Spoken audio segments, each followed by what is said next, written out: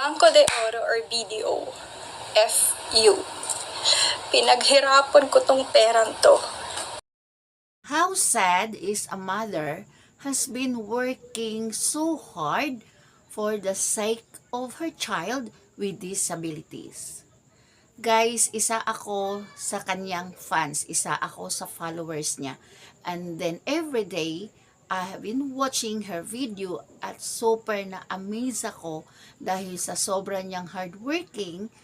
Isa siya sa ina na may anak na may kapansanan na mayroong cerebral palsy.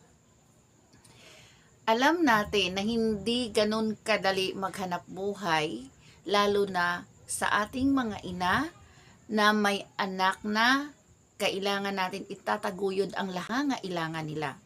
She is a businesswoman and sleepless because she is taking her time. No matter how busy she is or tired she is, she still can do her best for her son, especially at night. Nakita ko yung pagpupuyat niya, pagpapagod niya sa kanyang social media account. And then na-amaze ako sa kanya dahil sa mura niyang edad, nagagawa niya yun. Kasi ako guys, hindi ko talaga magawa na mag-earn a lot of money para sa anak ko. Dahil more ako nakafocus sa anak ko. Hindi ko kaya na magtrabaho ako, na makikita ako ng ganun kalaki na at the same time ang anak ko maiwanan ko sa iba. Hindi ko kayang gawin.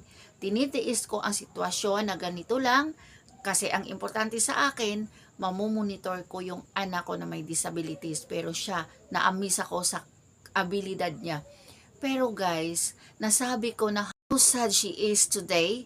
Actually, since yesterday, when I saw her crying, it is because all her savings was gone. Pinaghirapan ko tong perang to. And that's it. It's all gone. I'm creating this video because I just got hacked today. I don't know how. Wala akong na-receive na OTP. Nagulat na lang ako right after my live. Nawala ng pera yung 3 accounts ko sa video. Literal guys, I'm gonna show it to you right now via green screen. Ano na lang natira sa akin. Guys, literally ano lang pera ko. Ito nakita nyo kaya lodo pang surgery niya. Dapat yan. Yung GNA na level pang bayad ko sa mga sewers, sa tahiyan, sa tela. Wala, 48 pesos na lang. Imagine, na-hack ang account niya, and then when pinuntahan niya yung video, parang talagang sobra BS talaga ang mga sinasabi sa kanya. Of course, you are working so hard para i-provide mo ang surgery ng anak mo, kaya ka nagsisave, kaya ka nagtitipid, at the end, mawawala na parang bula. Sino kaya ang gumawa niyan? Walang puso, no? Imagine. Sa totoo lang guys, I recall something happened to me. It was last 2015 na ako din ay na-scam. It's worth 30,000. And then also is a BDO account. Is my BDO. I don't know how did it happen. As in sobra, when I went to the BDO and then talked to them about the matter, and then you know what? Dahil daw may privacy daw yung data ng tao, hindi daw pwede nila ganito ganyan. Wow ha, ganun kadali. And then wala na talaga akong tiwala din guys sa bangko. Kasi sa dami ding nabibiktima sa panglulokod, sa daming nabiktima ng hacker, mga scammer. And then sa time na yon na ako nagkaroon ng problema ng 30,000 na na-scam sa akin, imagine, may mga kasabayan ako na 1.5M. Merong 600,000 na wala sa kanila. And this, sinabi ko na lang sa sarili ko by the time na, my God, lost a lot of money more than me. So, why should I? Ang importante sa akin na maging healthy ako, and then, ipagpasa Diyos ko kung sino man ang gumawa na yon. Grabe guys, pinakamasakit na ganito ang dadanasin natin sa kabila ng lahat ng mga pinagdadaanan natin, Pero may madadagdag pa pala doon na talagang sobrang sakit. Ang sakit talaga sa pakiramdam. At yet, naintindihan ko ang naramdaman ni Jana dahil grabe ang trabaho niya para ma-provide niya ang pangangailangan ng anak niya. Ano ba naman klaseng bangko din? I just don't understand.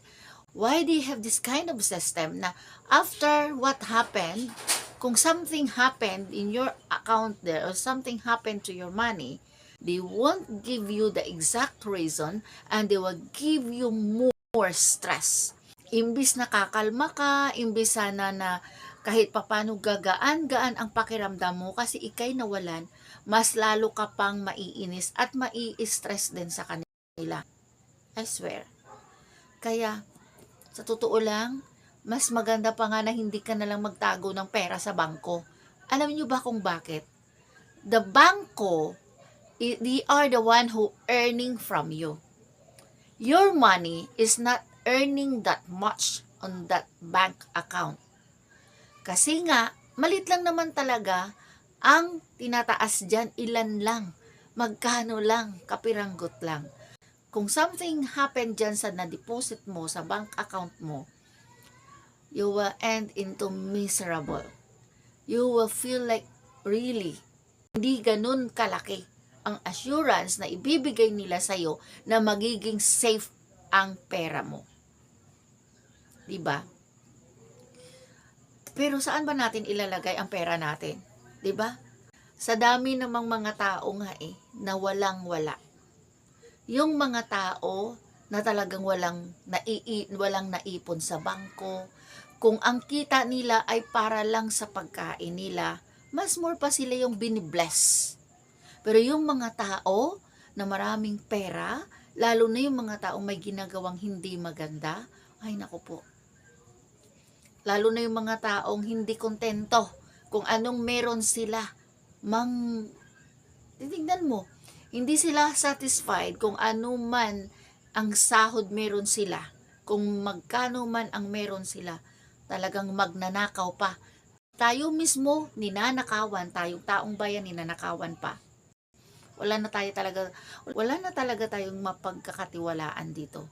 Kaya nga, sabi nga ng Bible, there is no one you can trust except me. Sabi ni God, trust me above all things. Trust God above all things. Kasi nga, hindi talaga tayo pwede magtiwala kahit kanino.